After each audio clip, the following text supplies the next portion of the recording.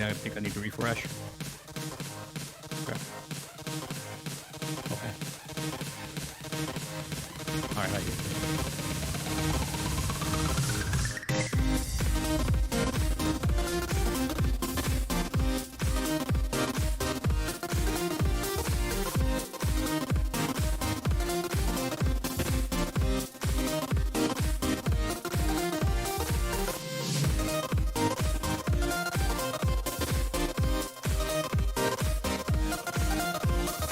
Let's do it, man.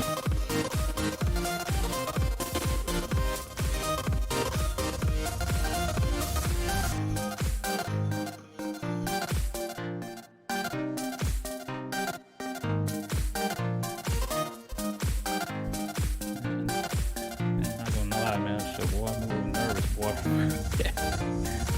Oh, man. Hey, you know, once we get in the groove, man, man, you know me, dog.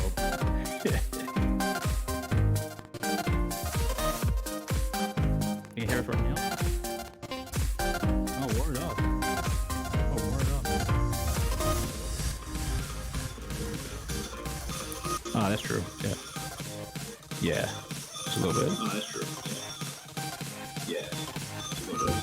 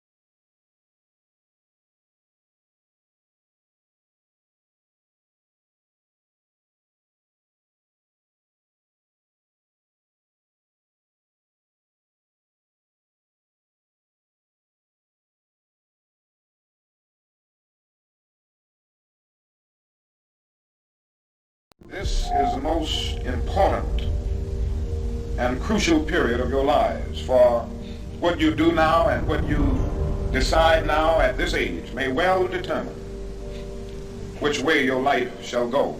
And the question is whether you have a proper, a solid, and a sound blueprint.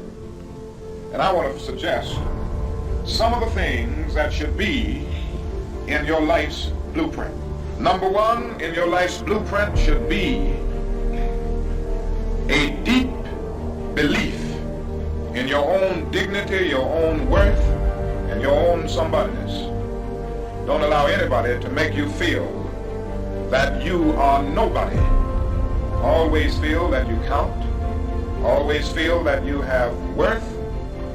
And always feel that your life has ultimate significance. Secondly, in your life's blueprint, you must have, as a basic principle, the determination to achieve excellence in your various fields of endeavor. You're going to be deciding as the days and the years unfold what you will do in life, what your life's work will be.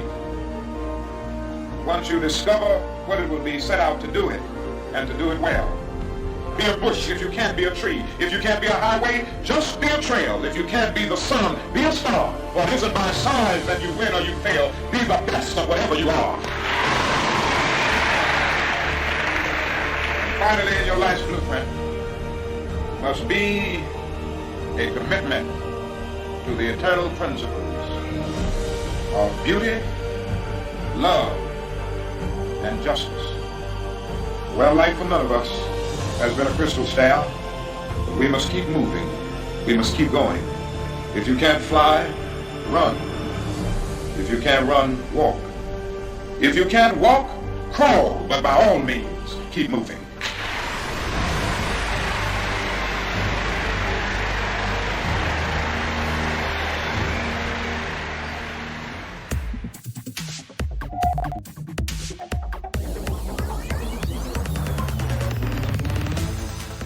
We're back. Did you miss us? Well, we missed you. And now here are two guys that love food as much as they love sports. It's Patrick Lopez. Here's the deal. I'm the best there is, plain and simple. I mean, I wake up in the morning, I piss excellence. And Rod English. I told you all that I was the greatest of all time. I told you today I'm still the greatest of all time. What's going on here, guys? Greetings and salutations. Oh, something's going on here. That's not me. Oh, sorry. My bad. I got a little carried away there, guys. Sorry. 4 years away. A bit rusty. What can I say? Hey, guys. It's the Casualties podcast. It feels really weird to say this after 4 years. But I think once we get the dust off of things, take the rust off of it, I think we'll be all right. I'm Patrick Lopez. With me, as always, even in that 4-year hiatus, we were talking every day. My friend of 30 plus years, the notorious R.O.D.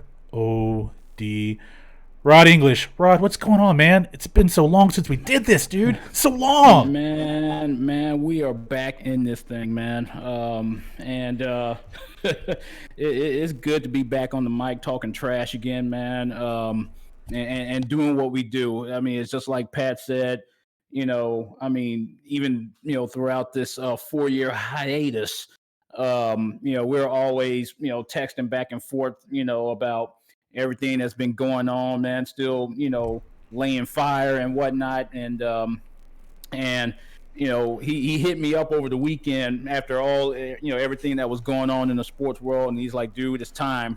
And I said, yo, man, you ain't saying nothing but a word, man. Let's get it. So, hey, here we are, man. Back in this thing, dude. I think the one thing I always said was when I feel like I think I have something to say, I think it's time for me to say it. And I know a lot of people out there don't give a damn about what we have to say, and that's fine. But what this is, it's about two guys that love sports, that like talking about sports.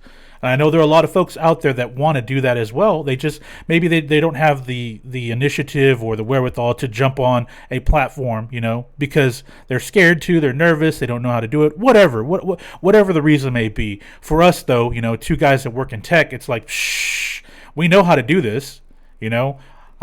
This used to be my previous life before I jumped into tech, so it's like this isn't hard for us. It's not rocket science, It's not. It's just throwing together a couple mics, getting a web stream. And I will tell you, man, the farther along, the more we wait, the better the technology gets, because now, you could see my gray that I'm trying to hide in HD. You can see the blemishes. We're a little older, a little wiser in some regards, not in other regards. But I think the one thing was when I said I got to take a step back from doing the podcast on the reg, a lot of that had to do with just wear and tear on me mentally. I moved from Houston to Austin, took on a big job, and I felt like I needed to focus on that. On top of all that, there was just, I don't know, man. I felt like my passion had died down a bit for sports. It was just, It wasn't there. And working in radio for so long, one of the things I didn't want to do was become those guys that all we're doing is we're just setting up the table for people every week. That was really it. We're going to sit down and go, just like the typical caller, hey, I want to talk about the top whip pitchers. The top whip for pitchers on a Tuesday afternoons from 1989 to 1994. I'm gonna hang up and listen. I don't want to do that. That's not what I want to do, man. I like the sports stories. That's what captivates me. I know that captivates you too. Now you're an X's and O's guy as well, but I'm all about the story, the drama. Since we've been gone, man, we've had a lot happen. I mean, where do you want to start, man? I'm gonna throw it to you, man. Let's catch these fools up. What did we miss technically? We didn't miss it behind the scenes, but what did we miss on the mic that we didn't talk about? Well, dude, just real quick, man, and I think we would be, remiss if we didn't do this. We're actually, dumping fresh fuel on this flame. Yeah. On Martin Luther King Jr. Day. Yep. And I think that the intro to the show was spot on. That we, definitely pay tribute to a man that has made a lot of things possible, that made it actually a reality for folks like, yourself and myself to be doing what we're doing right now. And so, we definitely have to pay homage to Dr. Martin Luther King Jr. And so I definitely want to start off with that. Yeah. And wish everybody a happy MLK Day. So, but since the last time that we went off air together, I actually tried to I'm sorry, excuse me. I actually tried to run the ship, just for a little bit, and then I kind of fizzled out a little bit. And so while some of the things that's happened since then is, and let me go ahead and just do this real quick so I can pay homage. So our beloved Houston Astros right here won the World Series. And so, we definitely got to talk about that. They actually returned back to the World Series after a year off. It got caught in a cheating scandal. That went down. Houston Texans action, Bill O'Brien, Bob for short, single-handedly, by himself. I mean, with the help of a couple of other fools, if you will, single-handedly brought down the Houston Texans by himself. Tim Fertitta took over the Houston Rockets, and then the last thing that has went down that is worthy of mention, and I know it's something that definitely hit home for me and for Pat, was the tragic passing of Kobe Bryant. So those are some of the things that have gone down since we've been gone. So we can definitely hit up on those topics. And, and then, of course, there's some topics that have gone on as of late that are extremely hot, which I think has, brought a little bit of fuel to why we're bringing this podcast back, because we have a whole lot of stuff that we got to get off our chest. So Pat, hey man, whichever one of those that you want to, fire off on, man, hey, let's do it. Well, there were a bevy of champions in all the sports. Sports just like time and life moves on. It was hard because we the last 10, 11 months we've been stuck in quarantine with COVID, or at some level or another.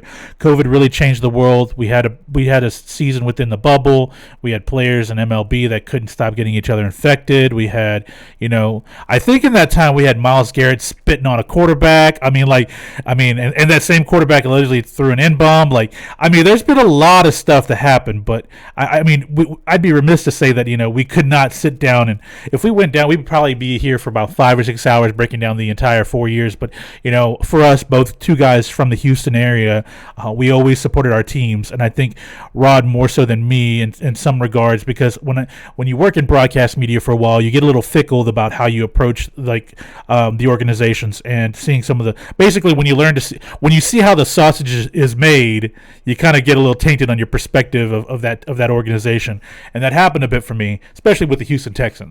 And that's going to be probably the big one, because while things were brewing for us over the years, Rod and I would bounce back. Hey, maybe we should do something small, maybe something time to time. We don't know. I don't know, man. I think I may have something to say, or I tweet out. You know what? Sometimes like these, I wish I had a podcast again, because I've got a lot of crap I have to say, and that crap was brewing and brewing and brewing and brewing.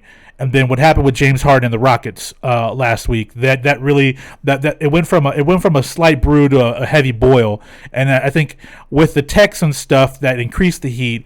And then at some point, I just hit a breaking point where the lid came off the top, and just boiled water just hit all over the stove, and I just lost it. And I texted Rod and said, "Look, man, I think it's time, man. I have a lot to say. I think you do too." As sports fans, not just as Houston fans, but as sports fans, we have a lot to say.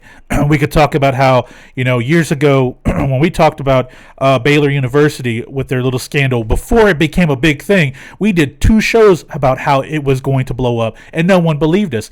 Rod and I would get messages from folks being like, "You know what, y'all are throwing way too much fuel on a fire that shouldn't even be there. You're drawing attention to something." And I felt, and I in my heart I said, there's something bigger there. And then throughout the months, and as the show wrapped up, I'm not just going to say it, shit got hectic over there at Baylor. Art Briles lost his job, a lot of players got charged, and a lot came out about the university. And while it wasn't given the death sentence like SMU, or the hammer wasn't thrown down to the degree of like Penn State, it got pretty bad. I'm not going to lie. It got pretty bad.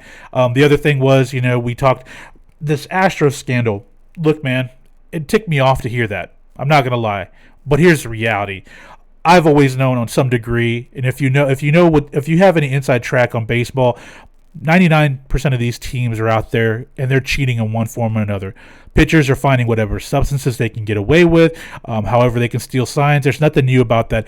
Oh, Patrick, but about digital stealing, that's wrong. Sign stealing digitally, yeah, that may be a violation, but here's the thing. Other teams are doing it. And as the stories kept piling on the Houston Astros, more information kept showing that other teams were doing it. But, it angered me that there was a select group of media people that just really feasted off of the clicks and the generation of traffic to their sites and to their content about just blaming the Houston Astros, when at the very bottom of each article there was, oh yeah, the Yankees did it. There are, we're hearing from other people that 10 other teams did it. All this stuff, and it went on and on and on. But the Astros were the sacrificial lamb, man. Right. They really were, because when you look at it, Houston, 4th largest city in the country. TV market is, it's not like a New York or LA, but it's significant. It's fairly significant. Yeah. And so with the Astros, going from almost, in a sense, going from worst to first, and then all of a sudden, win the World Series, and the fact that they beat LA in the way that they beat LA, in very dramatic fashion, you could definitely see why there was a lot of hate, coming for the Astros, especially, when you got, and I'll go ahead and just go there, you got folks like Rob Manfred, who I think is, as far as commissioners are concerned, he's scum of the earth. He, out of all of the 4 major sports leagues, he's got to be the worst. We know that he's, he's a Yankees, hack, if you will. And so, it's just funny how uh, he's just constantly going after the Astros. But when you talk about the Yankees and all of these reports of all of this information that's yet to be unsealed, and he doesn't want to unseal it, it just goes to show you that when you are in New York, regardless of what franchise you're dealing with, you can in the sense control the narrative, right? Because you're in the largest media market, in America, and one of the largest media markets in the whole world. You can basically control the narrative. It's almost like in business, whoever has the checkbook, whoever has the most cash has the loudest voice. So yeah, when you have a sports city like Houston that doesn't command a lot, and all of a sudden they come out of nowhere, and all of a sudden they're being dominant in sports. Yeah. I mean, it's almost like you take that you take that underdog, and you want to keep him the underdog, and you want to keep him buried, right? Because hey, look, you know we're the Yankees, and we could win 27 championships and crap like that. So yeah, man. I mean, it's Manfred's whack. MLB is whack, and not to say that the Astros didn't do their dirt. Yes, they did their dirt, but they're not the only ones that did their dirt, right? Yeah, here's the thing with me. It did piss me off when I first heard the stories that were leaking out about this whole thing, because I knew that it was highly probable that the Astros did something to this degree. Now, of course, the plot got thicker and thicker as the days went on and the weeks went on. And it made me angry because it created a whole thing about a whole dynamic of it became a source of sensational storytelling. And let's be real, you couldn't use the Yankees or the Red Sox or the Dodgers, or the Angels, a bigger market franchise, because you could potentially tank those franchises regardless of, depending on what happened. Now, when Rob Manfred threw the hammer down, Jeff Luno, the general manager, and AJ Hinch, the manager, lost their jobs, and in return, the players were able to get immunity. And after that, I saw a lot of hypocritical action by so many of these players, because someone like a Joe Kelly, who was on the Red Sox team when it was obvious that they were cheating. Like, let's be realistic. Before the Astros scandal happened, it was documented proof that during the 19th season that the Yankees and the Red Sox had been issued memos by MLB in 2017 for doing the same exact thing. No penalties were levied on them, but they were told to cut the shit. They were told to stop it. And Right. that was completely swept under the rug. And then, because the story blew up nationally about the Astros, it became the court of public opinion, and so Rob Manfred had to act on that. Now, I don't think the Astros are victims in this. That's not what I'm trying to say. What I'm trying to point out is the national media, all of these talking heads in sports and in baseball, because you know how I feel about baseball writers. The crusty old guy approach that a player isn't eligible first time into the Hall of Fame because we say so. There's a holier than thou approach to baseball writing, which I think is just stupid. It's idiotic. It's immature for someone being really old to get over it. Like, it's modern era sports, and that's why your sport is still a distant third. Even though the NFL has had its troubles, the NFL is still the top sport. NBA is still number 2. That's not going away. Baseball is a distant third. It's still a powerhouse, being the third sports organization, but it's a distant third to the NBA and NFL. A lot of that has to do with a lot of archaic rules, unspoken rules of baseball, all of that crap that we hear about all the time, as well as this really archaic approach to how reporters report on it. But all of a sudden, these old guys and some of these boring baseball writers got a lightning bolt up their ass to talk about the Astros ad nauseum. We had every day it was something about just drilling into the Astros, and as information leaked out, not leaked out, but as sources from some more partisan type writers about how there was information about other teams and so forth, they would just sweep it under the rug. And then that whole thing about that sealed letter that went to the court about the New York Yankees and their cheating. This whole thing, the reason why, and Rod, it was supposed to have been unsealed in October. It's going to be February pretty soon of 2021, and we still haven't heard anything about this letter being opened up. But apparently, the Yankees and Rob Manfred said that letter should not be opened because it would be information that would be detrimental to the Yankees' reputation. And what that leads me to believe is some serious crap. And I'm thinking about this. I'm like, why isn't that letter opened then? Because if it's that detrimental to that franchise, obviously it's important information that the public should know about what happened with this cheating scandal. Oh, I know what it is. It's about the fact that Rob Manfred helped cover up what the Yankees were doing. We went into this last baseball season with players threatening to beam the Astros. Look, and I see fans, and I've gotten into arguments with people, friends I know, about this whole thing about how they're cheaters. Look, I'm just going to break it down to you guys. 90% of the Major League Baseball is cheating on some form or another. I hate to break it to you. You want to know the players that are talking about how they hate cheaters are the same ones that are cheating. Joe Kelly, he was a part of the Boston Red Sox. All of the Dodger players that said, "Well, we deserve to have those 2 rings now." Yeah, you signed a player named Mookie Betts, who was also on the Red Sox team the year they cheated in 17. Do you have a problem with him on your roster? Do you have a problem with Joe Kelly? No, I didn't think so. It's always easy to point the finger at someone else when shit's looking bad for them, and to feel higher and mightier than them, and that bothers me.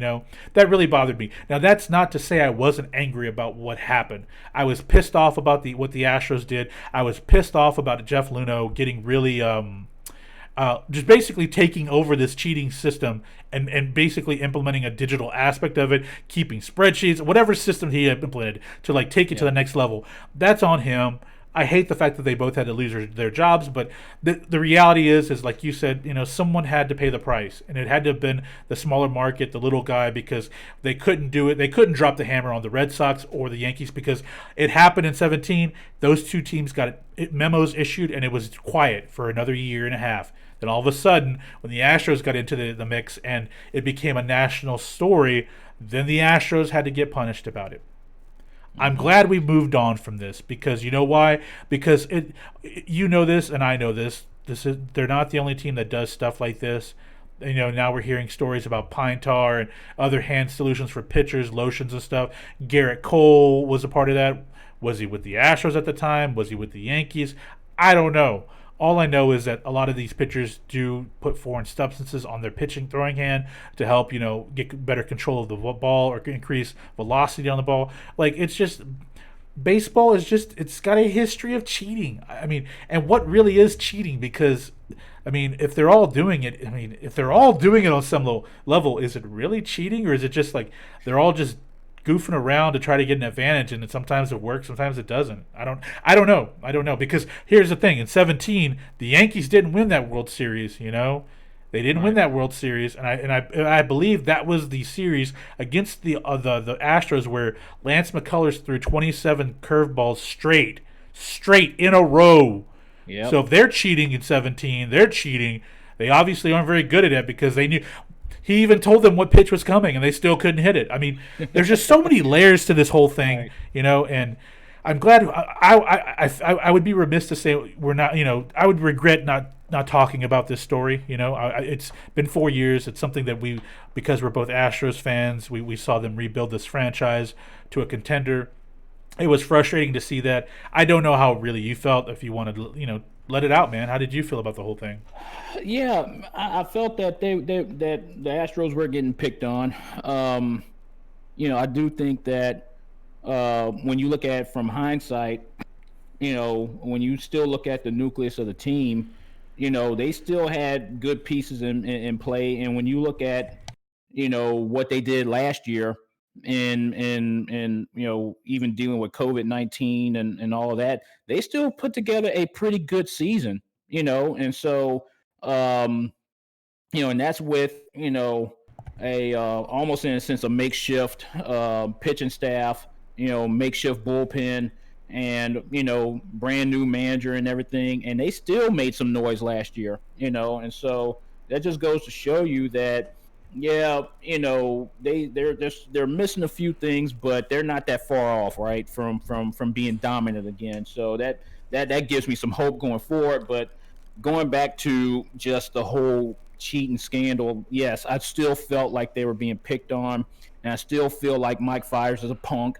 I still feel, and I'm still shocked that he's still on a roster. The fact that he dropped. I mean, because I don't want to lose sight of his role in this whole thing. That he's a snitch, that he dropped dime, and the fact that he is on a roster still baffles me. And so, I definitely want to bring some light to that, right? Yeah. And so Mike Fires, yes, you are a punk. Well, actually, Mike Fires should be in a jail cell because yes, some girl who was underage at the time of the relationship said that she used to hook up with Mike Fires when she was 16. And I think somewhere along the way when he was traded to Houston years back, there was a fan. Where was he at? Was he in Chicago before, or Minnesota? Where was he before his stop in Houston? I don't know where he was. Detroit. He was in Detroit. Detroit. Yeah. There was a fan that tweeted out to the Astros fans, like, hey guys, just as a heads up, this guy you got to keep your daughters away from him because he likes some underage girls.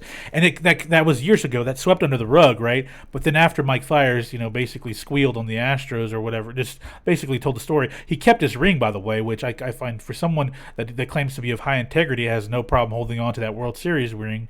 Right.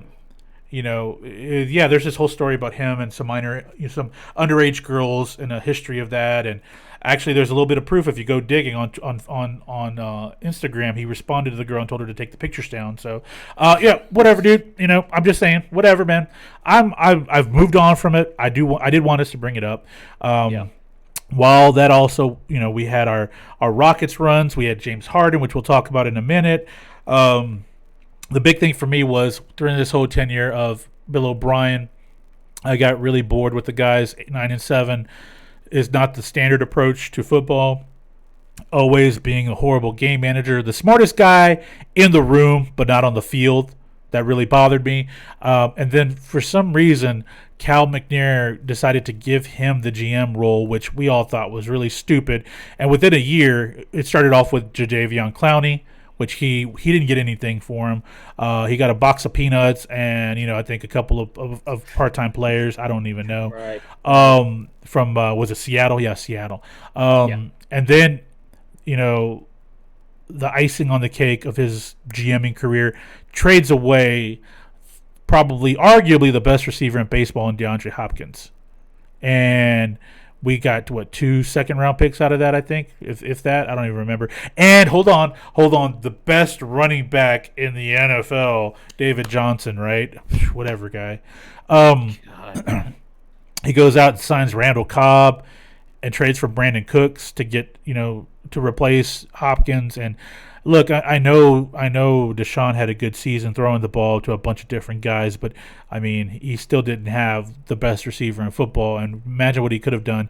Texans finished 4-12 this year. Early in the season, Bill O'Brien was shown the door, but underneath all this became a drama that really started simmering and really, really upset me. And that was about 11 months ago. They hired this cat from New England named Jack Easterby.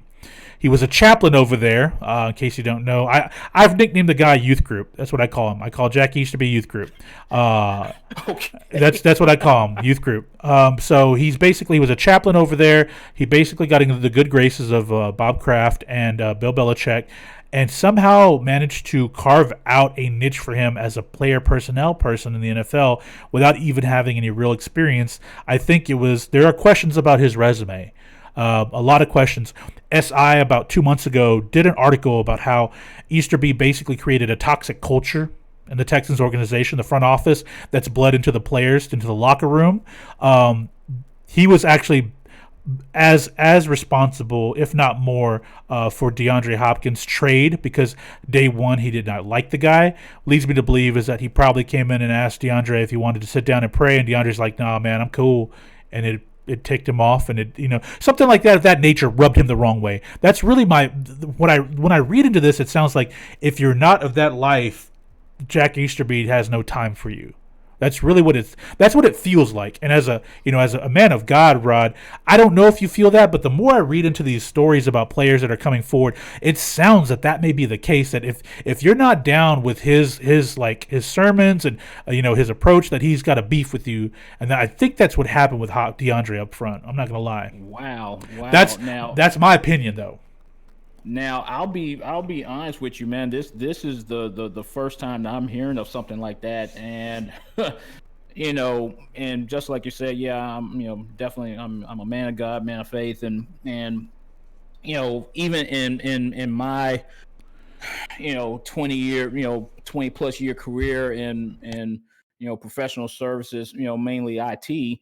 I don't necessarily push my beliefs on people. Yeah. Now if people ask, then of course I'm going to tell the truth, and I'm not ashamed to tell the truth, Yeah. or my truth, if you will, of how I feel, especially when it comes to things of faith and religion and stuff like that. I mean, you have not because you ask not, right? So, Right. So if you're going to ask me, then yeah, I'm going to tell you, but I'm not going to push it, right? Sure. And so, because I truly believe that my lifestyle is the book that is the book that I want people to read, and my lifestyle should point people back to God. So that's always been my belief. And so twisting this back over to the Texans, that's where Easterby is severely mistaken.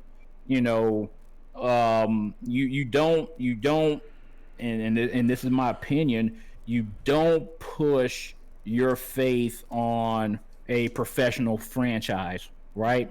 You let your lifestyle speak for itself, right? Yeah. And if you're doing what you're supposed to do, and being a man of integrity, being a man of high character, excuse me, and you're living out what you believe, then if we're talking about conversions and things of that nature, that's going to happen in a natural progression, right?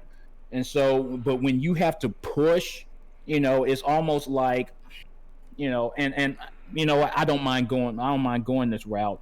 There is a scripture in the Bible that says that the Holy Spirit is a perfect gentleman. Translation is that God is not going to force himself on nobody, right? And so that's where I want to dispel, Easterby's actions, that goes completely against what we believe, right? We believe what we believe, right? But if God is not pushing himself on people, then we don't need to be doing the exact same thing either, right?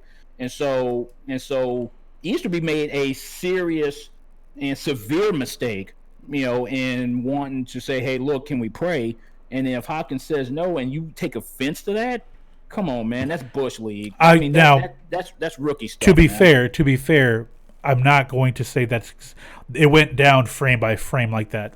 Yeah, but the stories you like the two SI stories that have come out now, everything paints a picture. And to me, it sounds like from day one he had an issue with DeAndre Hopkins. Okay, and what was that issue? Like, what happened? Like, it wasn't performance. We know that wasn't the issue. We know that DeAndre wasn't a cancer in the locker room. We know that because when DeAndre Hopkins was shipped off, everyone spoke out that he was a leader on that team. He and JJ and Deshaun were leaders on that roster. And so for me to really think about how did this go down, and it sounds like you hear stories about there were instances, not of that, but there were other instances where there were prayer sessions and Bill O'Brien shouted out. Now that's on record. That's on record that he got really mad that there were prayer sessions going on when they were supposed to have team meetings or department meetings or whatever. He got really pissed off about that. So what it sounds like to me is that Bill O'Brien wasn't a good coach, wasn't a good GM, not a good leader. And, I mean, he was a bit of an a-hole, let's be real. The way he talked to people around that locker room and around that office. Giving him GM control was wrong. But what it sounds like is that Easterby somehow slithered his way into the camp and gained the favor of Cal McNair, the owner. Now, the McNairs have a history of when they like someone, they hold on to them way too long. His papa did the same thing, with the franchise. When there were issues, they didn't get addressed right away until things got really bad. Then all of a sudden they had to pull the trigger. They had no choice but to. I'm thinking what happened here is that Easterby seized the moment where he came in, started working with Bill O'Brien, knew Bill O'Brien was an a-hole, didn't like him. They butted heads, and then things like that happened. And instead of learning to work with him, he somehow politicized his way into getting Bill O'Brien fired. Now, was it just that caused Bill O'Brien to get fired? No, they started off horribly. They gave up so much stuff, and he made really horrible trades. There's a lot there that Bill O'Brien did not do himself any favors. Right. But what I think happened was Easterby seized that opportunity. He got into Cal's ear, and guys, as I tell the story here, it's going to become apparent that's what happened. But I'm talking about looking back when we were at that point, 6, 7, 8 months ago, and so he basically took over the player. He became a VP of personnel of the players after Bill O'Brien was fired. And we're all thinking, okay, who is this Jack Easterby guy? Like, what? We were kind of wondering, like, this doesn't sound right, because does he have any football experience? Then SI publishes this article about the whole thing and how there's a culture in the office that Bill O'Brien created a real toxic environment that people didn't like. But on top of all that, there was a culture that Jack Easterby was trying to force into the organization that the players and personnel working there did not like either. So it doesn't sound like there was just one really bad toxic culture. It sounds like the Texan personnel that were there were being basically viced in by two toxic cultures. And, now Jack Easterby is... he still hasn't lost his job. People have called for him to resign because of his very questionable resume. Deshaun Watson wants to be traded because he's not very happy with things. I don't know if this started Rod, with Bill O'Brien being terminated, or if he just wasn't happy with the way things are going, or if he just doesn't like Jack Easterby getting in his ear. I don't know, but it really made me mad a few weeks ago when I see that the Texans, after this whole story, after that first SI article got published and it hit the web, the next day Cal McNair released a statement saying that they had hired an outside group of former players and personnel to help them vet out a proper GM candidate, and that Jack Easterby would not be part of that panel. That was outlined in that statement, right? Right. So guys, we get to the whole point of finding a GM. Louis Riddick, who I think deserves the opportunity. They talked to a couple other GM candidates. I can't think of all of them, honestly. And then Omar Khan. Yeah. And it came out, again after another SI article, and last week, that Omar Khan was going to be signed. Like, this was going to be a done deal, that Omar Khan was going to be the next GM. And apparently Omar Khan did not like Jack Easterby, and that he had him on his sights to let him go once he was hired. So what happens that weekend? Sunday afternoon, Jack Easterby's knocking on Cal McNair's door and somehow talked the guy into not hiring Omar Khan, and instead they flew out to New England to hire Nick Casario, a guy that they tried to hire the year before but then risked a tampering issue. I know this was their guy a year ago. I don't have anything against Nick Casario, because obviously he has, there are several organizations around the league that would love to have him as their GM. I don't like the approach that would happen here. That was a hire that was strategic and political, so Jack Easterby can save his own neck. That's what happened there, and that's where I lost it, Rod. That was it for me. I mean, on top of all this, we had the drama going on with the Rockets and James Harden. But while that was going on, this whole Texans thing really set me off, because I was like, how the hell is this man keeping his job?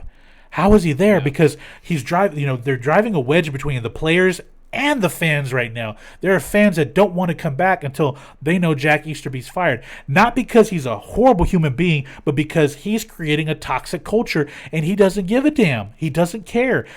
And Cal McNair doesn't care. The other day, 2 days ago, Cal McNair released a statement saying, "I'm sorry, I'm to blame. I apologize to everyone. Oh, by the way, Jack Easterby's not getting fired."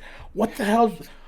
What does he have on Cal McNair? Like, it just, you have to wonder what's going on there, man. And through all this, Deshaun Watson is tweeting cryptically now, but it's apparent that he doesn't want to be there anymore. The first franchise quarterback they've had in 20 years. They're a true franchise quarterback, and they risk losing him because of horrible ownership and management.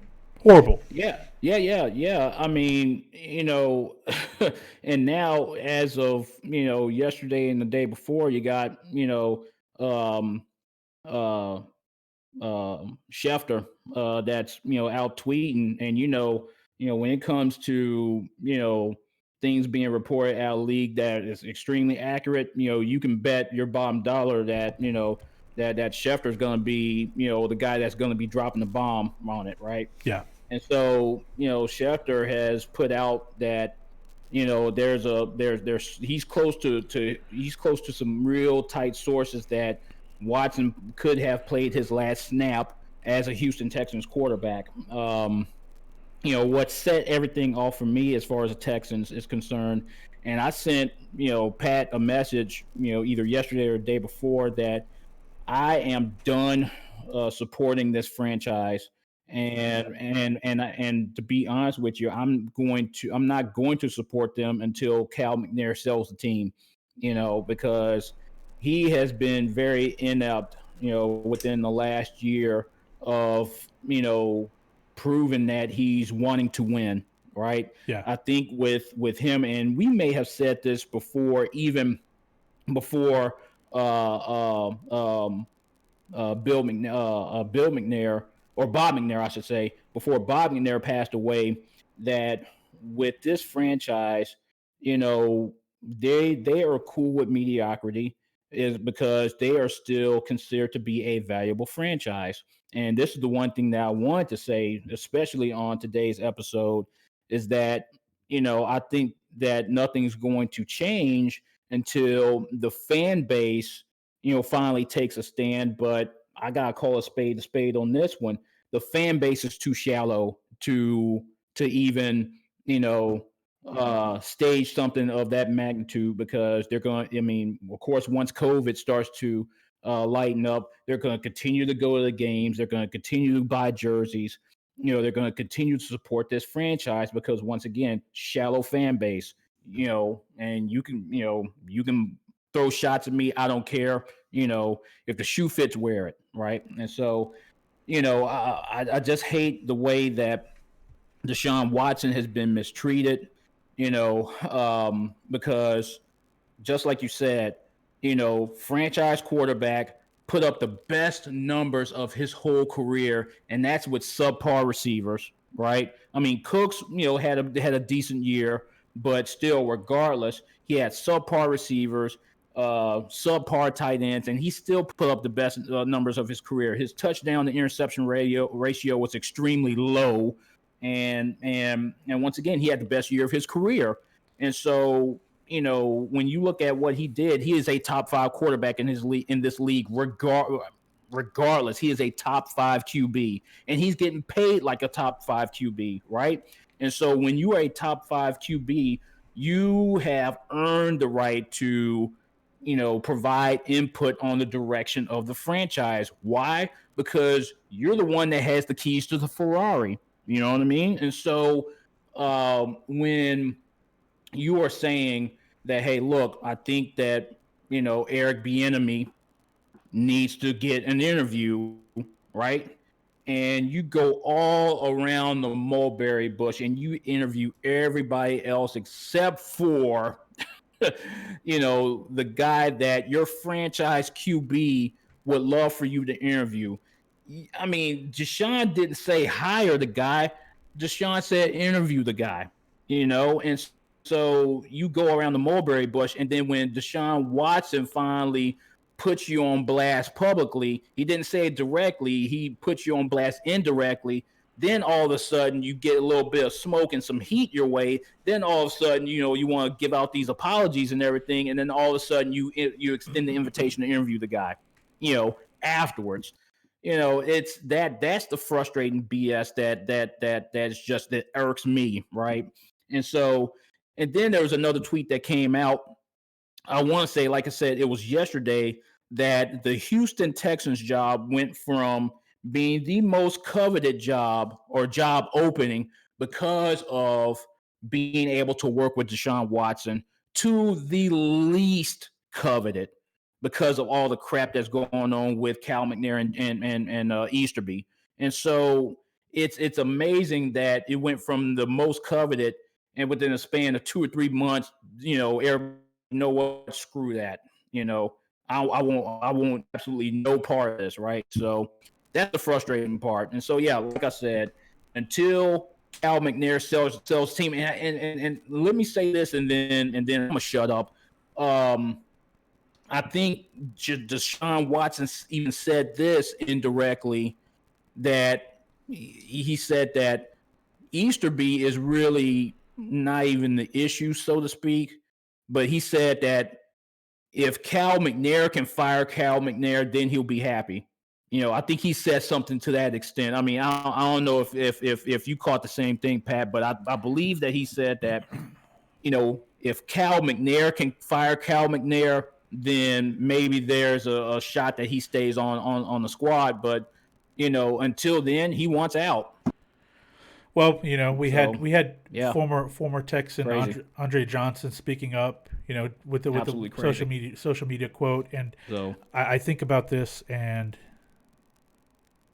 we had Andre Johnson tweet out something last week as well, and a lot of players rallied around that, and a lot of media people were like, "Look, Andre's a man of few words, so for him to speak up was a big deal." And it was basically calling out Jack Easterby. It basically was what it was. Now, when he says, I rally around Deshaun Watson, you keep standing your ground. I don't think it's about Deshaun requiring demanding a trade. I don't think that's the case. I think it's Deshaun saying, "Look, guys, we have an issue with culture in this company. Like, players, I'm not the only one that sees this. A bunch of players, they're all scared because they don't make $150 million like I do. JJ, I'm surprised JJ hasn't spoken up, just because JJ has no fear of speaking up because his legacy is intact no matter what. But I mean, I'm also hearing that eventually he is going to speak out about this stuff. So it's easier for a former player like Andre to speak up, and then, Arian Foster speak up. But, Andre was there as a consultant during Bill O'Brien's time, and obviously he liked working with the guy. I think it's an issue of Cal McNair just deciding to be so hard-headed in his ways because he likes this one guy, Jack Easterby. And I do feel bad for Nick Casario because, a year ago when he was touted to be the next GM, everyone was excited because of what he did in New England. I think at this point, the city of Houston and Houston Texans fans are really tired of being considered or trying to build the New England South model at this point. I think it's like, we got to stop this nonsense and just be the Houston Texans. Yes. That said, though, I still think Casario would be a good hire. I think the situations surrounding the hire are what make it worse and what make it, unsavory for fans. They gotta move on from Jack Easterby. I think if they fire Jack Easterby and hire the right coach, I think Deshaun Watson will be fine, because I think Casario can build a roster. I don't have my doubts about that. But I think a lot of this has to do with the right kind of hire. And I made a joke about this the moment they hired Nick Casario. I'm like, get ready, because they're going to hire Josh McDaniels. And I'm not kidding, Rod. There was a couple of days there where people were really silent about that, and I really think that Cal McNair thought about hiring Josh McDaniels, because he's been touted to get another head coaching gig again after earning the trust of the league again and all that good stuff. But I think once fans crapped all over that and made jokes about it, I think he realized he couldn't go there. Why did it take this long to schedule an interview with Eric Bieniemy?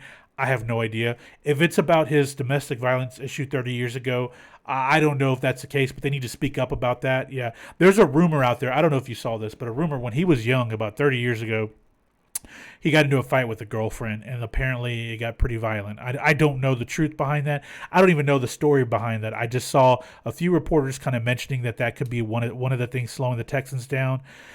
I don't know. I haven't seen it get legs. It's been real quiet. But that said, it does make you wonder why he hasn't been hired yet. I know they're in the playoffs, but before that, the moratorium, there were a couple teams that interviewed him and didn't hire him. So I don't know what's taking so long for Bieniemy to get hired, other than, if you want to say, the color of his skin. But then we do have black coaches in the NFL, so I don't think that would be the issue. What's the holdup? That statement to me it makes no sense whatsoever. About his Right? past. Yeah, I mean, especially if it was 30 some odd years ago. I mean, if this was when he was either, at Colorado or when he was, playing special teams with the Chargers, because Yeah. I mean, we're a couple of old heads. I mean, I remember when he played Oh running yeah. back at Oh Colorado, and yeah, I he do was a too. stud, um, and so if we are trying to um, penalize somebody for something that went down 30 years ago and you hadn't heard anything of that nature since, um, doesn't make sense. Secondly, if Andy Reid trusts this guy, and Andy Reid is one of the best out there, then what's the problem? Let's see. The Chiefs won the Super Bowl due to the simple fact that Eric Bieniemy can, you know, he knows his X's and O's when it comes to offense, right? He basically took Pat Mahomes, who was at the time, when Pat Mahomes was drafted, he came out Texas Tech. Most Texas Tech QBs are what they call system quarterbacks. And if you ask me, he's probably the first QB to ever come out of that air raid system and have a dominant career that he's had at such a young age, right? Yep. Most system quarterbacks don't make it in the league, Most don't. right? Nope. And so the fact that he's had all this recent success, there's a mantra that I have in the English household, and my family probably gets sick and tired of me saying this. You know, Wherever there is an effect, there's a cause, right? I mean, I mean, just here recently, I've gotten enamored again with old school Ric Flair NWA promos, right? Oh yeah. and so, and Ric Flair, one of his favorite promos is that the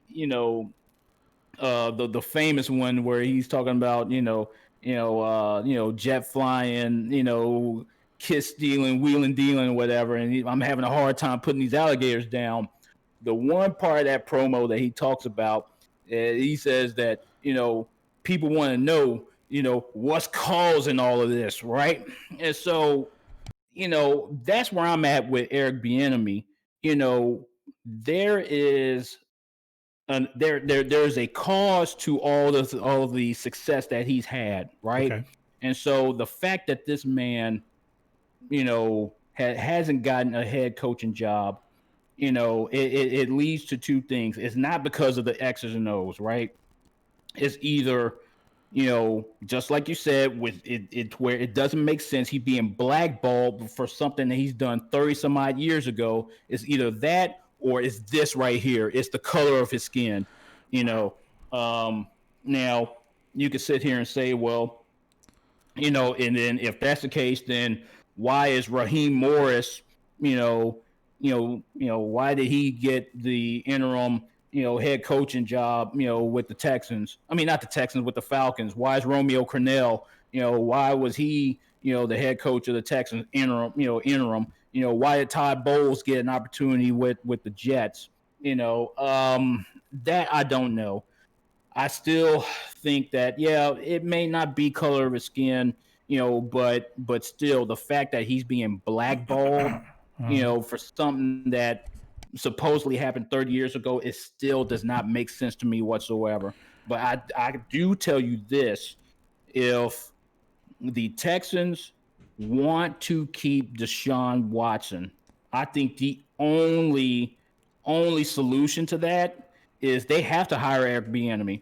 They have to hire him, right? Mm-hmm. And there's even reports of Deshaun talking with Pat Mahomes, and Pat said, "Hey, dude, if y'all get a chance to hire this guy, hire this guy. I put my stamp of approval on this dude. This dude is the truth." Right. And Pat Mahomes is a league MVP. Mm-hmm. So if you ask me, that carries a lot of weight. So I don't know, man.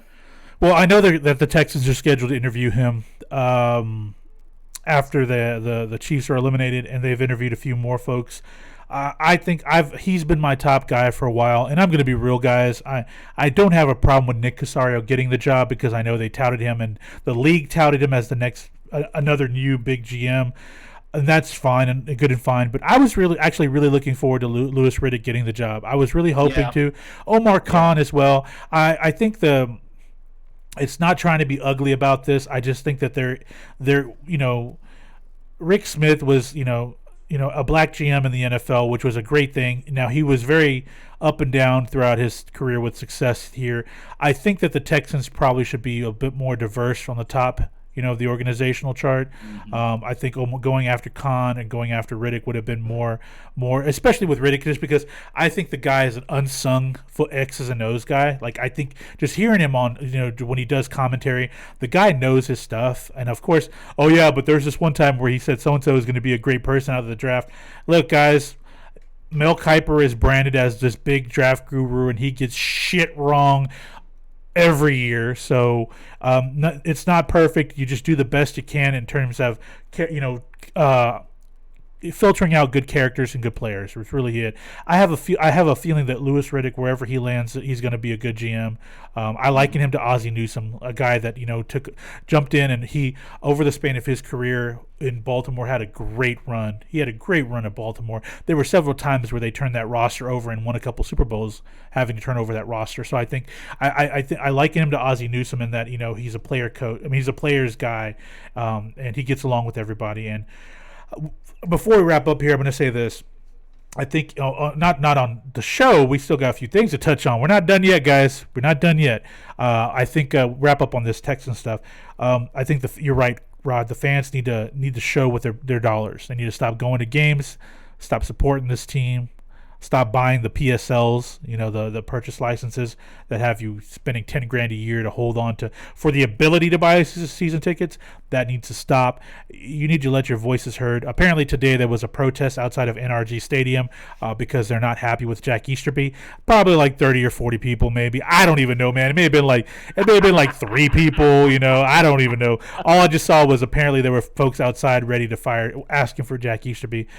Cal McNair needs to do the right thing. If not, Jack Easterby, as a man of God, as a man of character, he's showing poor character by just ignoring this whole thing, this whole process. Apparently, he's DM'd people to tell them to stop talking bad about him. That's just also a bad character thing. What happened to turning the other cheek, bro? That's how it works, right? He's not doing it. So for someone that's supposed to be a chaplain, of a religious group, I guess you could say, within the organization or whatever, that just shows bad character on his part. And there's a lot of things suspect about his resume. There's a lot there, along with the players and personnel that work with the Texans, that say they don't like the guy, they think he's a cancer or he's just a bad person. Okay, well then he needs to go. He needs to go. We start there because you replace. I mean, you don't have to replace him. You just let him go. He doesn't fill it. There's not a need that needs to be filled once he's let go. You have a GM. Now bring in a good head coach. I think letting Jack Easterby go, hiring a good head coach, and I think that sets a good foundation that Deshaun wants and will want to stay, especially if Casario is all about turning over this roster, especially the defensive side of the ball. Talking about, we're going to bring some hitters onto the table. We're going to bring in a DC that not an up and coming or a guy that kind of showed what he had in Anthony Weaver. We're going to bring you a real DC to hone up the defense. It just depends on the head coach. It all starts with the head coach, but none of that's going to do any good until Jack Easterby's shown the door. And I think each day Cal McNair is getting pressured to do it. He says he's not going to, but there's going to come a point to where he's just going to have no choice but to let him go, because he's pushing players out the door for Jack Easterby. He pushed out the top receiver in the NFL for Jack Easterby, and now he's pushing out a top 5 quarterback in the NFL for Jack freaking Easterby. This has got to stop. It's got to stop. And let's not even forget the fact that you have another legend that's really getting towards the end of his career, and J.J. Watt. And just like you said, I think that J.J. is going to start to weigh in on this. And I think that when J.J. starts to weigh in on this, because he's the type of guy to where you want him to retire and deep steel blue. right? Yeah, yeah. You know, a man like that who has not caused this franchise any problems whatsoever. Agreed. He's been a model citizen. He has been a great ambassador for the franchise. And when you think of, you know, the Houston Texans, you think of only two people, Andre Johnson and J.J. Watt, period. You know, and for this franchise to you know, basically, you know, just ignore. I mean, because that's what they're doing right now, to basically ignore Andre. Yeah. And at some point, if they start ignoring JJ and JJ starts to get vocal, then once again, you know what the problem is, and it starts at the top, and it starts with Cal McNair, and that's the reason why Deshaun said if Cal can fire Cal, then we may have a solution here. So. All right. Well, speaking of more Houston sports drama, Come on, man. Let's go there. let's do it. It's time. It's time to bring the literally the elephant in the room, because he looked like an elephant on the court his last game in Houston. James Harden. I'm going to tell you this right now, James Harden. I wish you the best, but at the same time, I'm glad you're no longer a Houston Rocket. You know, you're 8 years with the team. You did go to an NBA Finals. You won one MVP. You probably should have won two. You scored a ton of points. You played defense when you wanted to. When things got tough, you cratered, especially in Game 6s multiple times in the playoffs. You suddenly forgot how to dribble the ball. But look, you were one of the most dynamic players in terms of offensively in the NBA. You could do offensively what very few guys can do offensively. Outside of that, you were not a leader. Outside of that, you were a suspect defensive person who had his moments, but when you decided you didn't want to play defense, you just didn't play. What you did last week was an embarrassment to the league and to sports, because you basically held the team hostage. You got fat. I got to ask about this, Rod, because there were pictures circulating pregame of him in his warmups. I don't know if that powder blue alternate uniform was just not very flattering, but dude looked like he lost 50 pounds in his net uniform the other night in his first game. Yeah. I don't know. Did he go to like one of those clinics in Boston at one of those and get like, 50 pounds of fat sucked out of him before the game? Like, I mean, I don't know what happened there, man, because he looked chubby as hell his last game as a Rocket. And it wasn't just the outfit, because on the court, he looked like he had a beer gut. And when he was trying to play, I thought I'm not going to lie, I thought it was Mark Henry on the basketball court. I thought the world's strongest man came out of retirement and decided to, the world's strongest slam somebody, on the court. And I was wondering what the hell that was about. I was like, wait, is that Mark Henry? Because it looks like Mark Henry, But no, it was James Harden. I don't know how he lost so much weight so fast. I don't know I'm not even going to go there. That's some weird voodoo stuff I don't want to talk about. What I want to talk about is he's gone. He forced his way out of Houston. There are a lot of questions here, because in this time, we had Daryl Morey, who left the Rockets to, quote-unquote, retire, take a break, and then goes off and takes a Sixers job. We have James Harden requesting a trade, P.J. Tucker requesting a trade. For some reason, no one's traded Eric Gordon yet. There's a lot of things to unfold here. I think the big thing, though, is that Raphael Stone, who's taken over for Daryl Morey, did a good job. Surprisingly, I'm gonna say this. I'm shocked, and I'm eating crow here. I didn't think it was a good hire to promote him, but he did a good job turning over the roster. He obviously found a gem in Christian Wood. He brought in Cousins and Wall, and I think they may not be a playoff team. They may inch their way in the playoffs. I don't know. They got to stay healthy, and they have to learn to play better team defense. But just Harden being gone, good. He became a cancer to the organization. He became a cancer to the fan base. He became a cancer to the roster. The players, apparently, whatever he told the people about them not being good enough, he told them in the locker room. This is just a horrible act by James Harden to get what he wanted. But you know what, man? Anthony Davis did it a year ago, won an NBA championship, and he got to go to the Lakers where he wanted to. So I'm sure James Harden learned, hey, if I get fat and get lazy, they're going to ship me off because I'm asking for it. They're not doing it. So I'm going to just kind of force their hand. And they did force their hand. Now, there's a few layers I want to talk about that people don't talk about enough, and one is Tillman Fertitta. Tillman Fertitta is not a very good owner. He's had problems since day one with the Rockets. Apparently, because of his money issues, he's created other issues. His personal money issues within his other ventures. He's created money issues with the Rockets in terms of like how they spend and where they spend. On top of all that, there's information coming out now that Daryl Morey was going to pull the trigger, and he thought he had an agreement with the Rockets to make a deal with what they wanted, but then Tillman put a stop to it because he didn't want to give any satisfaction to Daryl Morey to send Harden over to the Sixers.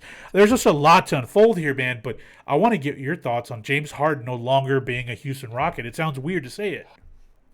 You know what? And as a lifelong Rockets fan, and you just like myself have been a lifelong Rockets fan. I mean, I'm talking about going all the way back to when we can remember watching Rockets games. I mean, I remember, the Twin Towers with Ralph Sampson and Jim Peterson back in the day. That whole '86 team.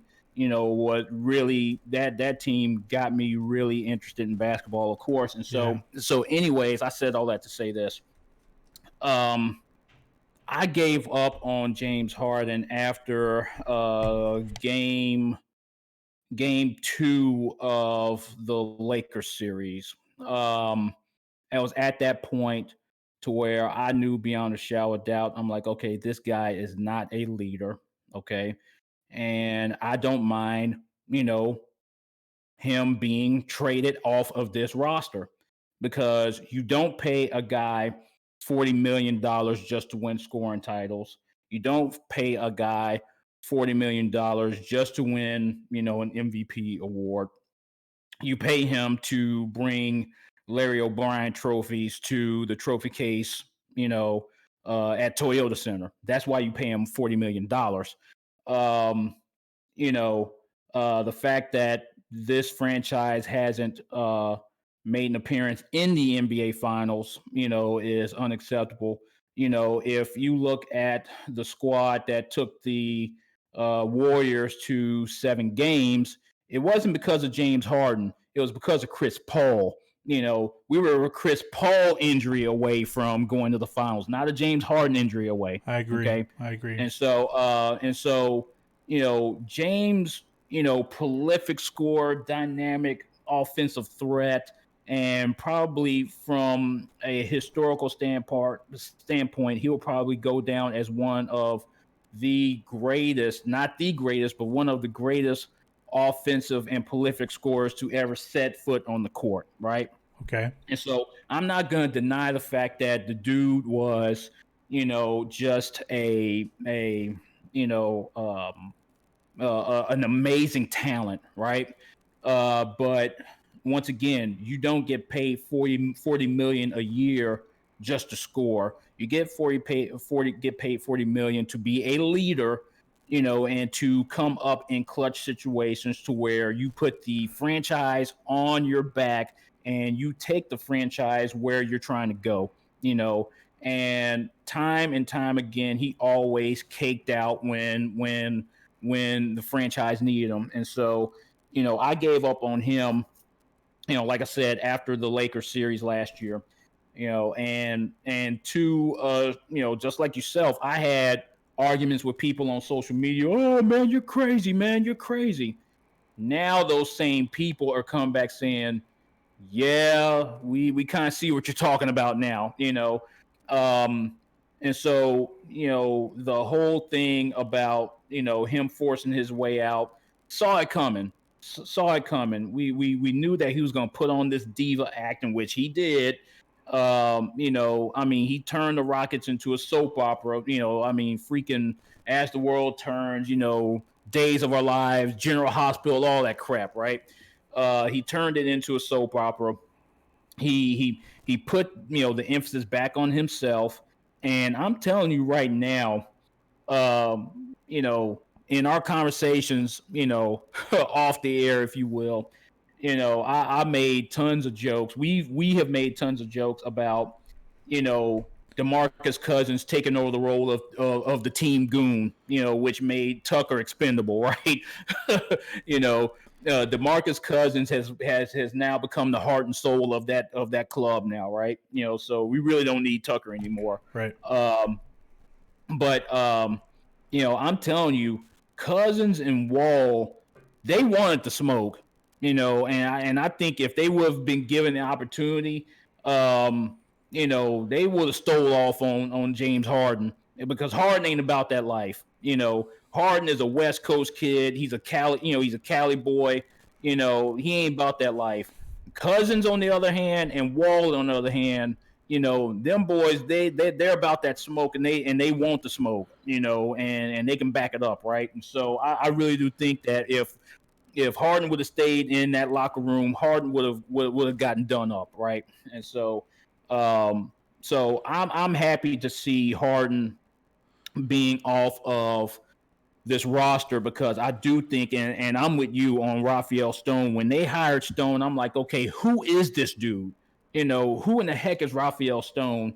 And then when he pulled off the Westbrook for Wall trade, I was like, impressive. Okay, I'm going to keep my eyes on this guy. And then when he pulled off the Harden trade and what he got back in return, because we ain't even talked about the fact that he got Dante Exum back in the package, and that he got Oladipo back into the package, into where if he wanted to, he could flip that into a better asset going back for future references, if you will, but or he can keep Oladipo on this franchise, and we see what we do with him. But I do think that we're going to get some good play out of Oladipo for as long as we get him. Yeah. And then the four first round picks. The fact. Now, folks are saying, well, it depends on what the picks are. As long as we've had Daryl Morey, I can't remember the last time we had first-round draft pick. The fact that we have first-round draft picks, as a Rockets fan, I'm ecstatic. Right. I am ecstatic. Right. Well, here's the thing, Rod. They have 3 first-round picks going into this upcoming draft. They have their pick. Finally, they have their first-round pick again. They have the Milwaukee pick, and they have the Brooklyn pick. So let's just say the Rockets don't do very good in the stretch of this season, right? They have a protected top 3 pick. So if they're not going to be good, you ship off Oladipo and you start pacing Cousins and Wall and just kind of slowly tank it out if you're not going to be very good, because Oladipo's contract is at the end of this year. He's going to want a max deal, which Oladipo doesn't deserve a max deal. Not at all. But Oladipo is going to ball, he's going to work his ass off when he gets back, because he's going to want to increase his value, because he wants to go to Miami. Okay, well, Miami wants him. Give the Rockets Duncan Robinson, or if you're dead crazy enough, Tyler Hero and a first-round pick, or a couple first-round picks, and we'll talk. But the thing is that this is the thing, and I told you about this whole thing, because if that Morey deal had Ben Simmons, Thibault, and Maxey in it, I would have preferred that deal, because there were 4 picks and 4 swaps. I would have liked that deal even better, because I like Maxey as a point guard. I think Simmons should probably be your point forward. He shouldn't be a point guard. He probably should be a forward, a small forward. Here's the deal with that, though. With this deal, I know Harden gets what he wants. Whatever, I'm over that. You gave him what he wanted. It's stupid, but let's move on from that. You get 4 first-round picks that are not protected, and you get 4 swaps that are not protected. That was a hell of a move by Raphael Stone, because the last 6 or 7 years, even big trades, you see all these picks are protected. Top 1, top 2, top 3 protected. All the time, top 3 protected picks or top 5 protected picks. The fact that all 4 of these are not protected is the big deal, because you mean to tell me in 3 years from now, when Harden's 34 and Kevin Garnett is 35, that the Nets are still going to be good in 2024? I find that highly unlikely. They may not even be there, honestly. No, we're talking about Kevin Durant, not Kevin Garnett. I'm sorry. Oh, God, it's been forever since I've talked sports, man. You got to cut me some slack here, guys. I'm going to screw the pooch a few more times. Kevin Durant. God, Lord. Well, anything's possible, right, Garnett? Now, if we want to make this relevant, okay, Kevin Garnett is going into the Basketball Hall of Fame, but we could talk about that on another episode. I like how you just bring it full circle, just chain everything together when I have a screw up like that. Hey Oh, man, I got your back, dude. I We in this appreciate together, that. I brother. appreciate that. So with Durant, with Durant's health being still kind of suspect going into this season, I think 3 years from now, I'm going to find it highly unlikely that the cancer that is Kyrie Irving is going to be there.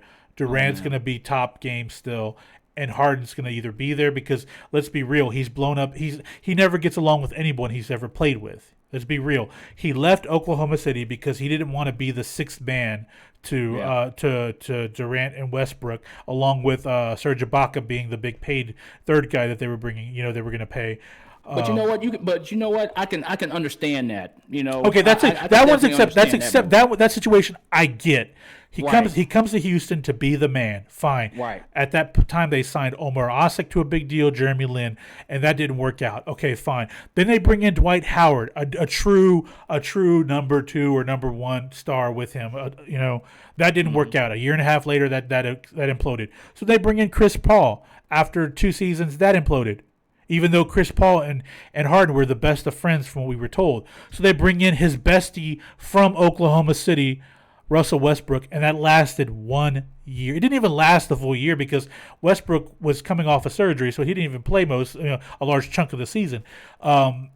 He couldn't play with him either. So, and I forget to wedge in after that whole deal with Howard. They needed to revamp the roster with shooters to put. They had to surround talent around him. They bring back Trevor Ariza. They signed Ryan Anderson. They signed Eric Gordon. They basically have bent over backwards for him. The Houston Rockets were. That's why when I was saying he was demanding on where to go, you don't owe that fool anything. You paid him hundreds of millions of dollars. He's worth $500 million right now from all of his deals, including Adidas. Good for him. He can get it. He earned it. He didn't grow up with much. More power to you, James Harden. What I don't like is, as the character man, he could not get along with anybody that they ever brought in for him. They kept revamping the roster for him to stylize the offense, and not just players, coaches too. From Adelman to McHale to D'Antoni, they could not find a guy that can get along with him, and it's James Harden's the problem. He may not be like this horrible cancer of a person, but he's just not a good teammate. He's not a good leader, and he's not a good teammate. So for him to go to Brooklyn, he's obviously admitting that he doesn't want to be the man. He wants to get the ball like the man. He wants to get paid like the man. He just doesn't want to be the leader like the man. Fine. Right. Give those reins to Durant. He's going to be in a toxic relationship with who is probably the most volatile person in the NBA, and Kyrie Irving, if he comes back and plays. I don't think they're going to be good in 3 years. And I think that pick in 24 and I think that pick in 26 are going to be top 5 picks, which is a big deal because those are picks that can help rebuild your roster as you're rebuilding. If Christian Wood is still around, he'll be 30 years old and he may be a good player. Okay, well, he's going to be hitting his prime, and you could add talent around. Or you could trade those off for big names over the next couple of years. There's a lot of possibilities with what they did with this Harden deal, which is, I know people don't want to talk about the rebuild, that really bad R word rebuild, but they're about due for one, man, and it feels good to have some first-round picks for the first time in a long time. Yeah, and you know what? And when we were talking about fan bases, as far as the Texans, I think that the one thing that I love about this franchise is the Rockets fan base. If you ask me, they're probably one of the smarter, underappreciated, and underestimated fan bases in the whole league. Because I can tell you right now, you have a lot of Rockets fans that are realists, and you got a lot of folks that absolutely love the moves that were made, because even with the team that we are putting on the court right now, you see potential. Yeah. I mean, and Rockets fans are extremely smart, and they know their basketball. Sure. Right. And so that's the one thing I love about this franchise. And I think that this is probably one of the underappreciated franchises in the league because now, of course, you bring up Tillman Fertitta, in which, that's a whole nother story as far as, how he's handling the franchise. And you think that he would be in a better position as far as now that, he's a NBA owner or a franchise owner. based upon what he's done outside of the NBA and the chain of restaurants that he's had, the involvement with the UFC and his ties back to the University of Houston and what he's doing and all that other stuff. You would think that he will be in a better position, but hey, I think we'll probably need to dedicate some more time to even really digging off into that. But uh, but just going back to Harden, I think that fans don't mind dealing with that word rebuild because, you know, after 8 years of Harden, you see what you've gotten, and you've gotten as far as you possibly could with Harden, right? And so it's like, okay, we do if we gotta go back to the drawing board, then it is what it is, Yeah, right? yeah. Because once again, every single fan, I don't think that there's now, of course, you got a couple of fans to where they're just they love Harden and this, that, and the other. But the majority of the fan base love the move that the Rockets made, and so we are willing to be like, you know what, we just want to see good basketball on the court. We want to get back to you know good offensive sets, good defense, just good basketball overall instead of this ISO ball crap that's been forced down our throats Yeah, these last man. 3 or 4 years, man. No more just layups or threes. Layups or threes. Right. I don't want that. I'm done. That. I mean, as much as we hate the Spurs, right? As much as we can't stand that franchise, but if you ask any of these Rockets fans, every single Rockets fan, and you can't sit there and tell me that there's any that doesn't have this mindset.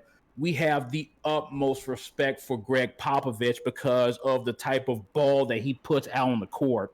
You Yeah, know, sure. the I mean, just it's pure basketball, man. And I think that's what the fans are craving. To be honest with you, me being one of them, that's what we're craving. We want to see good basketball again. Well, and I think Good execution. and we're all happy that Steven Silas finally got his head coaching opportunity. Yes. I don't think it's. I don't think it. I don't want to overlook the fact that he's been the guy that for the last few years, people have said he needs a job, he deserves a job, and I don't know the story of why it took so long. But I'm glad he got his opportunity. I think if it's going to be a soft rebuild, I think he's probably the guy you want because he's been around. Yes. He's a lifer. He grew up with it. It's in his genetics. It's in his DNA. I think that's a guy that you want to see successful, and you want him to be a part of that whole rebuild and see what you have. 3 or 4 years from now, if it's not working out, it's not working out.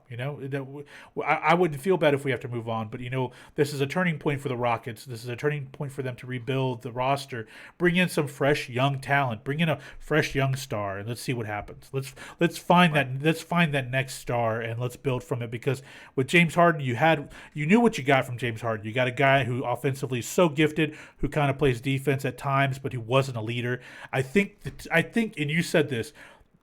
Rockets fans are very smart and they're very self-aware on top of being aware of their team and of just hoop in general. I think that they know it's time to bring someone that wants to lead. We got Chris Paul at the tail end of his career, who's still good, but he's in the twilight of his career. They want to see a young, hungry guy that wants to lead this franchise. And hopefully they get that. Hopefully they find that person in the next few years. I hope so. Right. It makes two of us, man.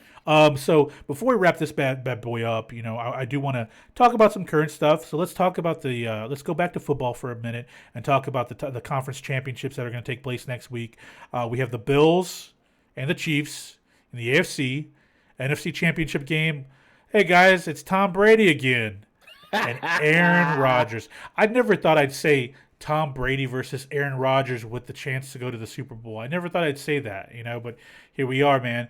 I don't want to go full X's and O's, but I want to get your thoughts on next week's games and what you see happening. On top of, I think we just saw this last Sunday, probably the final game for Drew Brees, and it was actually kind of sad to watch because the guy's arm is spaghetti at this point, and it was really hard. It was really hard to watch that game. I want to get your football thoughts, man, before we wrap this bad boy up. Yeah, it was. I mean, and going back to Drew Breesy, Yeah, that game was extremely tough to watch because I've always been a Drew Brees guy. I've always been a low key Saints fan. Just going back to spending time in Louisiana. Yeah. You know, just full transparency. The first 5 years of me and my wife's marriage, in which we're going to be married for 20 years this year, Oh coming up in boy. August. So Oh.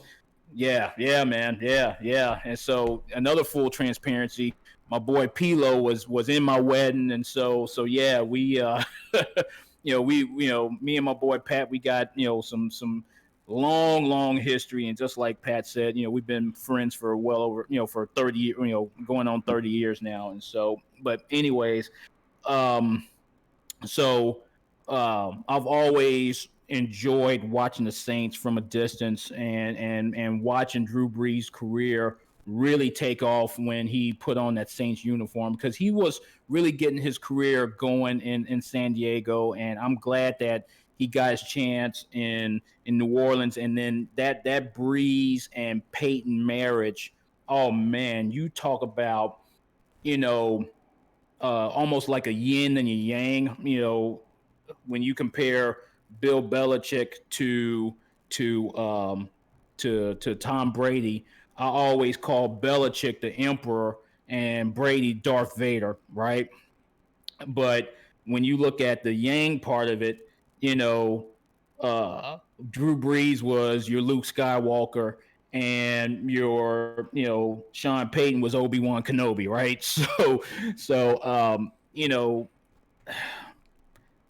I have I loved Drew Brees as a player. I loved him as a quarterback, and even to this day, I still don't think that he gets the respect that he truly has earned and deserved, right? So Yeah. so yeah, I really do think that, yeah, this is the last time that we saw Drew Brees on a football field. And he's first ballot Hall of Famer easily, Easily. easily. I mean, you can't deny him of that. But going back to what we were talking about as far as the conference championships, um, it's good to see the Bills back in the AFC Championship. When we were talking about fan bases, right? We talked about the Texans. We talked about the Rockets. But I'm telling you, Bills the Mafia. dude, the craziest fan base and the most admired fan base in all of sports, if you ask me, has to be Bills Mafia. You know, Guys, if you don't know Bills Mafia very well, go Google and go to YouTube and look up Bills Mafia, because it's just something else. It's a whole other culture, man, all its own. It's something else. now, I think we probably should dedicate a show to fan bases, because you know, um, you know, they could easily rival with the now Las Vegas Raiders. True. Because the Raiders fans, they may be a different breed now that they're in Vegas, but when they were in Oakland, them boys were rowdy. Of course, Eagles fans, they're mad crazy. But Bills Mafia probably has to be the most admired fan base. Well, hold on. Let's be clear about something. Yeah. The Philly fans, they like to just torture everybody. Raiders Nation, they like to stab everybody. Yes. Bills Mafia, they're more into just harming themselves. They don't harm other people. They harm themselves. They don't. That's their thing. That's their bag, baby. They like to just jump through flaming tables themselves. I think there was one video last week of a baby being thrown through a table. I don't know, guys. Like, they're just something else, man. They're just something else. Look, where's ECW when you need it? Right? Look, you can just get some cats from Bills Mafia, man, put them on an ECW roster, man, and they would see. Here's the problem with that, though. We can't invite New Jack to come hang out at like a Bills game, because somebody's about to get murdered straight up, because that's not going to end well if you invite New Jack. Now, if New Jack was at, say, like a Raiders tailgate, he probably would fit there. Philly, of course, because ECW was located in the ECW arena in Philly. Yep. I'm sure Yep. he that's home to him. But yeah, dude Yep. cannot go to a Bills tailgate because like he'll like turn around and flat out just like cheese grate somebody to death or something. Right. You know? Oh man. Yeah. Nail guns, vacuum cleaners. We'll yeah, have a whole yeah. other mass transit incident. If you don't know what that is, go look it up. It's a horrible thing. Horrible story. Oh man. But but yeah, like I said, we'll have to save that for a whole nother yeah. episode. So okay. But, So who you're thinking is gonna win? yeah. Kansas City. I mean, now of course. And that's with That- more than likely Chad Henney's gonna play.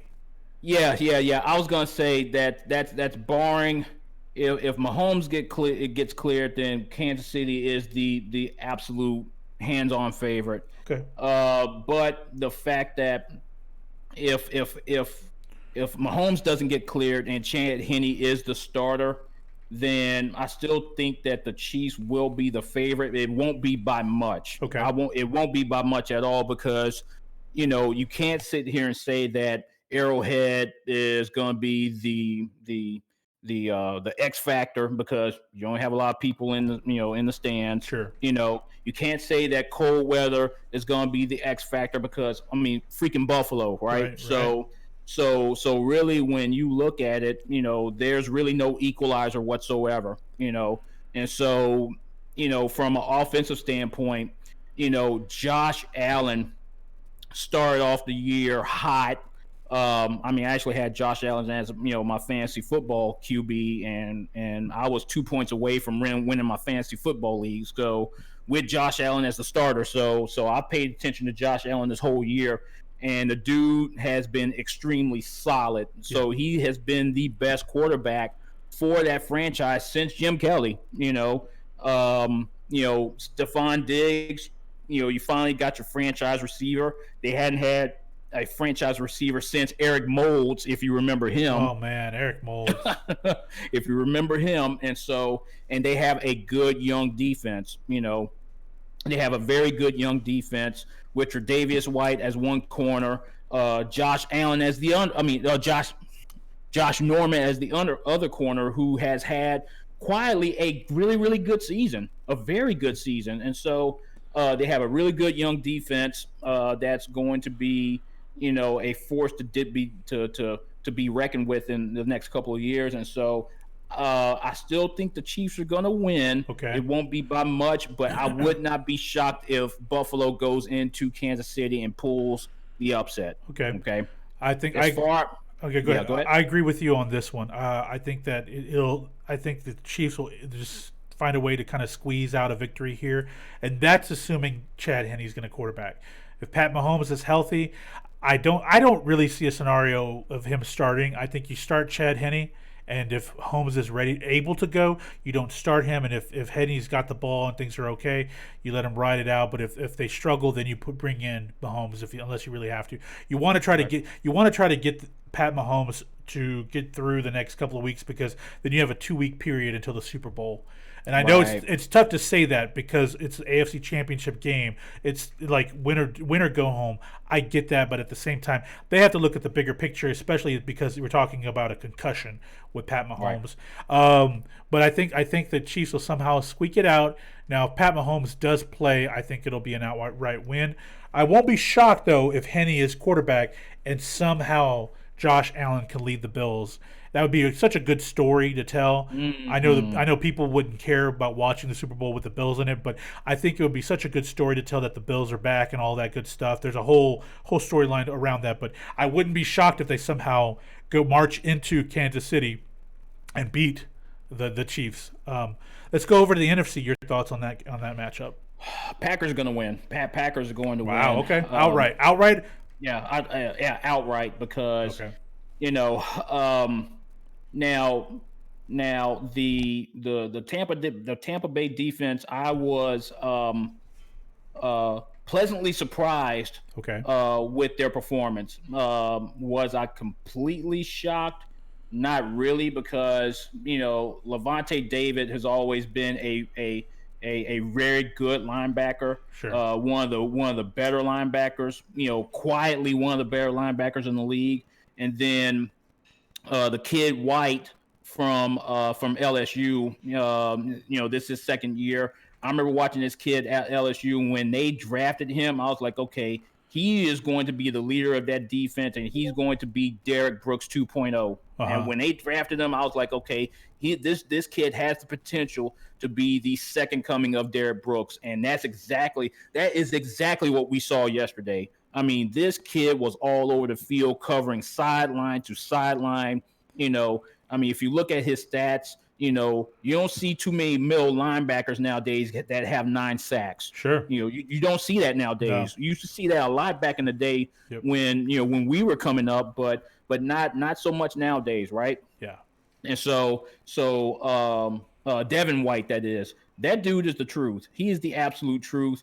I mean, and then you had a resurgence of Jason Pierre-Paul, JPP. I mean, JPP was an absolute force in that game last night. And so when you look at that, and then their secondary is, that might be the weak spot of that defense. But when you look at them statistically, there's a reason why Alvin Kamara really didn't go off like he did last night, because the Tampa Bay Bucks had the number 1 run defense in the league, and you see why, because that front seven is nice, extremely nice. Yeah. But the reason why I'm saying the Packers going to outright win, because Aaron Rodgers is going to shred that secondary. He is going to shred that secondary. Him and Devontae Adams. Another reason why I came 2 points away from winning my fantasy football league is I had Josh Allen at quarterback, and Devontae Adams was one of my receivers. There you go.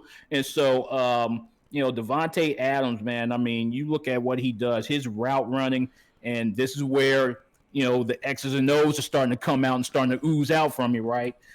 Devontae Adams, his route running is a thing of beauty, man. It really is. I mean, the way that he comes off the line, the way that he can get separation, his footwork, I absolutely love it, and so I think that Rodgers is going to shred that secondary. They're playing at Lambeau, and Tom Brady, Tom Brady has had a great season, absolutely great season. Was it MVP caliber? No, but against all odds, against Father Time, Tom Brady won. He won this round, right? But I don't think that it's going to be enough. I don't think there's going to be enough. I think that once again, that Aaron Rodgers is going to shred that secondary. I'm not saying that the Bucs won't get theirs, but Aaron Rodgers is going to be the man, of course, and the Packers are going to win that game. Okay, I'm going to say it's a little closer. I think because I can't count out the Tom Brady factor. That dude's been there. That dude's been there so many times. All it takes is two turnovers by the Packers to keep it closer, and then in the fourth quarter it could be Brady. If the ball is in Brady's hands for the win, last drive of the game. We all know how that story plays out. It's played out the same way over and over again. So I would be shocked if I'm not saying that if they're one score down, like a touchdown wins the game with 3 or 4 minutes left. I'm not saying that Tom Brady will win the game. I'm saying, like, we've all seen that scenario. We're all going to get a little sweaty. We're all going to get a little anxious and say, uh-oh, here we go again. Maybe he won't win this one. I don't know. But I will tell you, if it's a close game, if it comes down to Brady and the ball, anything can happen at that point. So if it's not a blowout by the Packers, then it's going to be an interesting fourth quarter. Well, I guess the reason why I'm going so gung ho on the Packers is because the reason why the Saints didn't win last night is because Breeze couldn't push the ball downfield. Yeah, Aaron Rodgers can. Yeah. And once again, if there's any type of Achilles heel that the Buccaneers defense has, it is that secondary. Sure, that's fair. That's fair. That's fair. Yeah. And Aaron Rodgers is smart enough, and of course, we know this, that once again, I really do think that he's going to torch that secondary. Now, I'm not going to sit here and say that Tom Brady's not going to get his, but I'm still saying that the Packers are going to win just due to the simple fact that the Packers will push the ball downfield. Okay, that's fair. Yeah. All right, guys. Well, after 4 years, we come back in. We're a little rusty. We'll we'll get our stride. We'll hit our momentum, hit our stride, get momentum back. I can't even say it right now. We've been doing this for about an hour and a half plus today. I didn't think we were going to go this long, but we both had a lot to say. Where we're headed next, I really can't say. Rod and I will sit down. We'll post this bad boy on the net, see how everybody feels, and then we'll go from there. We may do this weekly. We may do this couple weeks. I don't know yet. We really haven't figured it out. All I know is that we both felt like, hey, it's time to go ahead and dust off the mics and hit record. So as we really start to evaluate where we're going to go forward, I really appreciate all of you that remember who used to listen.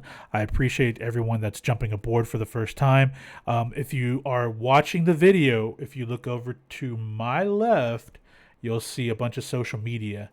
Basically, for those listening to the audio podcast, you can find us at Twitter at Cap Casualties, Facebook at /Cap Casualties, Instagram at Cap Casualties, and on YouTube /Cap Casualties. So basically, if you look for Cap Casualties, we're going to be there.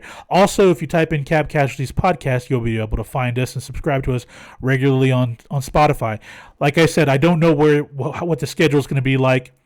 The moment we sit down and really craft things out and figure out what we're going to do next, we'll let everybody know, and we welcome everybody aboard for this ride.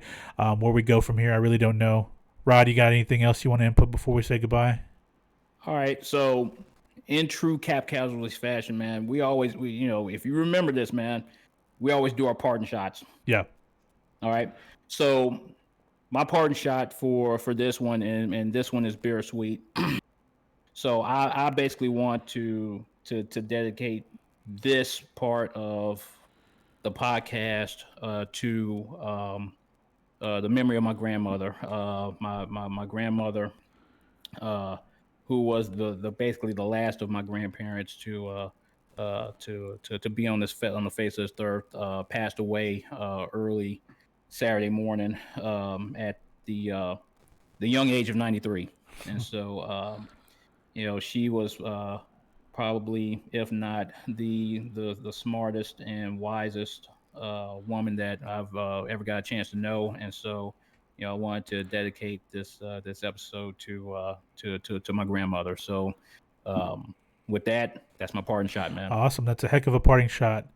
I know it's always hard for us to bring up the emotional side of things that go on in our personal lives. We try not to sometimes, but there are other times where we can't help it. We're human like you. We're average guys just talking sports. That's really it. For me, the last thing I want to say, my parting shot is, guys, I know everything that's happened in 2020. We're there with you. We were there with you from day one. We're there with you through 2021. Hopefully we can find, things will get better through the pandemic. Hopefully the anger and the hatred that was built up in this country the last 4+ years, it starts to die down, and we can get back to a sense of building something special. I hope that's the case. And it's not about one particular political party or the other, guys. I noticed that when we wrapped this podcast up, I did mention to Rod along the way, I noticed that this country was heading in a real weird direction, a real hateful direction, I want to go back to not some love fest, but to say, like, guys, let's build on something great. Let's build on something great. And the one thing we both agree on is that sports, no matter how crazy and how angry and frustrated you get, it's supposed to be just an entertaining distraction. Let's remember that, guys. Hopefully we can get back to a world where we can actually all go to a football stadium, go to a baseball stadium, and have a hot dog. When we get there, let's all sit there and welcome each other back, buy each other a beer, smile on everyone's face. Let's find some normalcy as we go through this year. So hopefully we can get there very, very soon. That's my parting shot, guys. As always, we appreciate you following. We appreciate you listening. We'll catch you on the flip. Peace.